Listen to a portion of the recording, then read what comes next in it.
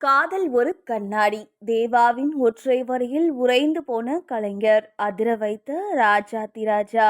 400 படங்களுக்கும் மேல இசையமைத்த தேவா இன்னைக்கும் ரசிகர்களை தன்னோட கடவுளா நினைக்கிறாரு. தமிழ் திரை இசை உலகில் கானா பாடல்களோட சக்கரவர்த்தியாக திகழ்பவர் தேனிசை தென்றல் தேவா. 80கள்ல தொடங்கி இன்னைக்கு வரைக்கும் இவரோட பாடல்கள் 90s கிட்ஸுக்கு மட்டுமில்லாமல் 2K கிட்ஸையும் ஆட்டம் போட வைக்கிற ஆற்றல் கொண்டவை. தேவா அவர்களோட இசை பயணத்துல பல மைல் கற்கள் இருந்தாலும் கலைஞர் கருணாநிதி அவர்களுடனான ஒரு சுவாரஸ்யமான சந்திப்பு இன்னைக்கும் பலரால வியப்பாக பேசப்படுது. தேவா இசையமைத்த பல கானா பாடல்கள் ஜாலியான வரிகளை கொண்டிருந்தாலும் அவற்றுள் ஆழமான வாழ்வியல் தத்துவங்கள் ஒளிஞ்சிருக்கும். தேவா இசையமைத்த விதவிதமா சோப்பு சீப்பு கண்ணாடி பாடலை ஒருமுறை கலைஞர் கருணாநிதி அவர்கள் பாடச் சொல்லி கேட்டுள்ளார்.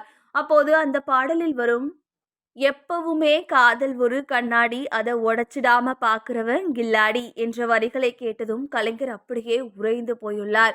காதலின் மென்மையை ஒரு சிறிய கண்ணாடியுடன் ஒப்பிட்டு அதை சிதைக்காமல் காப்பவனே உண்மையான வெற்றியாளன் என்கிற தத்துவத்தை இவ்வளவு எளிமையாக சொன்ன விதத்தை கண்டு தேவாவிடம் கலைஞர் தனது வியப்பை பகிர்ந்துள்ளார்.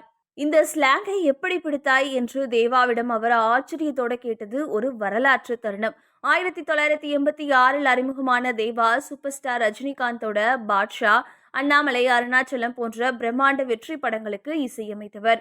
வைகாசி பொறந்தாச்சி படத்துக்காக தமிழக அரசின் விருதினையும் வென்றவர். இதுவரைக்கும் 400க்கும் மேற்பட்ட படங்களுக்கு இசையமைத்துள்ள தேவா அண்மையில் தன்னோட பிறந்தநாளை கொண்டாடினாரு.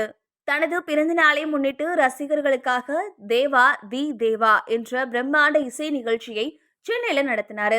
இந்த நிகழ்ச்சியில மேடையேறிய தேவா தன்னோட காந்த குரலால பழைய நினைவுகளை தூண்டி ரசிகர்களை உற்சாகத்துல நனைய வைத்தார். வயதானாலும் குறையாத அந்த உற்சாகமும் துள்ளல் இசையும் ரசிகர்களுக்கு ஒரு பொக்கிஷமான அனுபவமா அமைஞ்சது.